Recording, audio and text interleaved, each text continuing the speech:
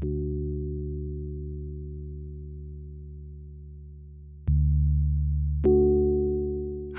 my name is Megan Atuvle, and I make interactive floors and interactive walls for a living. In this week's tutorial, I'm going to show you how I made this interactive floor. I designed it to fit into the floor of my lab, so it looks like there's a pond built into my floor. I think it looks really cool, and it has a little bit more depth than some of the other effects that I make for these tutorials, because unlike all of the other effects that I make, this one's not going to be on the library, and it won't be available to anyone but me, because I designed it specifically for my lab. If you are interested in making a site-specific installation that's meant just for your environment, this is the tutorial for you. It only takes a few minutes, it's very easy to do, and it looks super cool. Let's head over to my design computer and I'll show you how I built this effect. To make a site-specific interactive effect, it's really important to take into consideration the environment, not just the immediately surrounding environment, so whatever might be framing the projection, but also the lighting and the perspective from which people will be looking at the experience. So if you're designing something that you want people to be able to see and kind of interpret as 3D, forced perspective is a really good way to go, but you have to be aware that any type of forced perspective interactive effect is only going to look good from that one vantage point. Because my lab is a place where people walk in and I expect them to walk all over the floor, I did not use forced perspective for this interactive effect, but I did create a couple layers, very simple layers, that did give it a little bit of depth. So I'm going to walk you through that. Before you get started making any type of interactive effect, it's really important that you make sure that your design computer, the resolution on your design computer is the same as the resolution on your final installation. You just need to right-click on your desktop, go to display settings, and you'll be able to very quickly check what your display resolution is. If your final installation is not 4K, then don't design something that is 4K and then put it on a 1080p display. At best, you're wasting resources. At worst, you aren't going to get the desired effect. It's not going to look the way that you want it to look. So just double check that they both match. And for this effect, I am going to open up the fish pond. Click create. And I have set my LUMOplay settings to 16:9, so that's why this is banded at the top and the bottom. I will start by naming my effect. This is an important step. If anything happens and things shut down on you, if you have your effect named, you'll be able to find it again in your drafts very easily. So I'm going to call this Meg's Floor. And then I'm going to go into overlays. So overlays are what I use to create that depth. And the first overlay that I used is in the main overlay section, and it is the mask layer. And this is a layer that is in every single one of our templates, and it's usually used to make your interactive area a different shape. So if you wanted this to be a circle or a triangle or some kind of amorphic pond shape, you can make a frame that is a black border that goes around it with a transparent inside. It's a PNG with a transparency.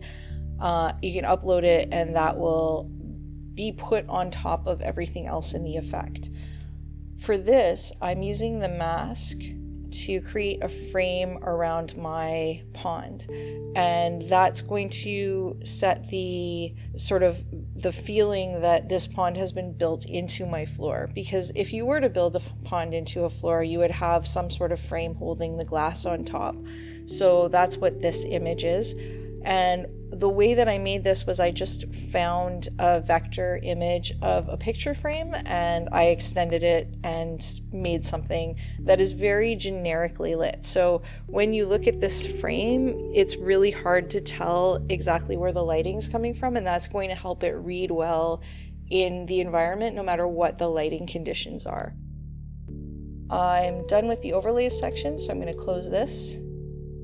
And the background is kind of where the real magic happens. So to make the background for this effect, what I did was I took a photo of the actual wood floor, I imported it into After Effects, and then I added a caustic overlay on top of it to give the impression that the light is refracting onto the floor through water.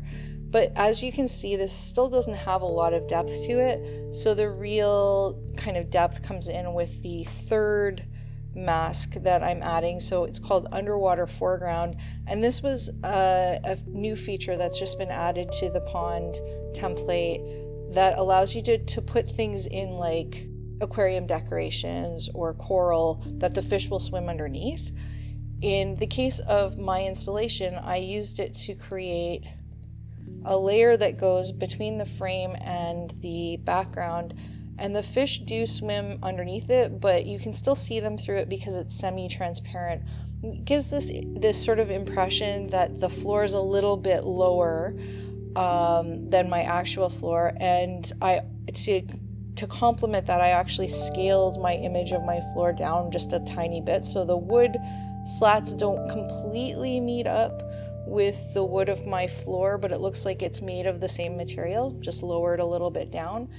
And this also adds the impression that there's some lighting underneath that frame. And that's kind of what creates the effect that there is a pond built into my floor. I'm going to close that, and that's already most of the way there. The last couple changes that I'm going to make, I'm going to increase the number of fish, and I'm going to make them a little bit smaller. You can change the size variations, so if you want them to all be the same size, you can bump this down, but I'm going to keep it pretty close to the middle because I do like to have fish of different sizes. And then there's two speeds that you can adjust here that I like to play with just to give the interactivity a little bit more of an impact. And the first is how fast they're swimming when no one's interacting with them. I like to turn that down sort of to about there so that they don't look like they're rushing around, they're just kind of moseying. I want them at mosey speed. And then the run speed, which is the speed that they swim away, I'm going to bump that up quite a bit. And that way they seem a little more startled when you interact with them. Now, this does mean that they will swim off the canvas and it takes a little while for them to swim back in, but I think the trade-off to have fish that actually really seem like they're reacting to you is totally worth that. I didn't play with the colors for this because I think that the default colors look great. And I also left the ripples and the audio at their default levels, but those are both things that you can play around with as well. There are a few different audio effects. I'll turn my sound on briefly so you can, that was the off button. There we go. So you can hear there's ambient audio and splashing sounds. And you can play with the volume on both of those or turn them off entirely if you don't want to use them.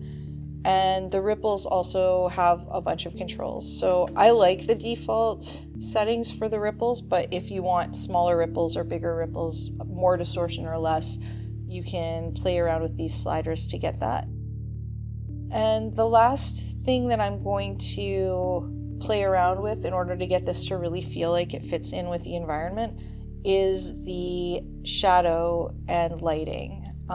So one of the things that you can do is change the color of the shadow so that it sort of matches whatever the shadow is being cast on.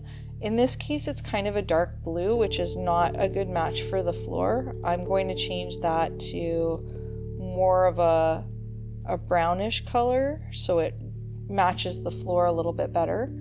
And then I'm going to make it a little bit more transparent, so those shadows won't be quite as stark.